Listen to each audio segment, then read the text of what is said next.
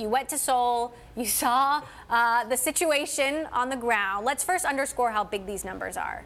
Well, I mean, first of all, Samsung was great. They collaborated on the story. They brought us in. We probably talked to 6 or 7 senior Samsung executives. We got a look at their new chip facility, Pyeongtaek, which I'd love to tell you about. But yeah, it right now is poised to be the most profitable company in the world, overtaking Apple. We'll see when Apple reports. And the largest semiconductor maker in the world, overtaking Intel. It's remarkable. So, with all of this sort of, crisis around the company, its chairman, J.Y. Lee, or nominal chairman, on trial now in South Korea for corruption.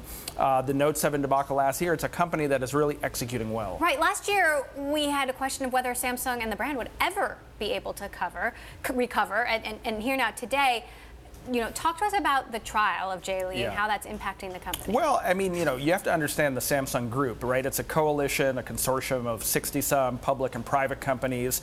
There's a founding family that kind of hover above it all. There's a sort of coordinating group which has now been disbanded. So they're, the leaders have been, kind of charismatic figureheads dipping in to make major decisions, acquisitions, major investments.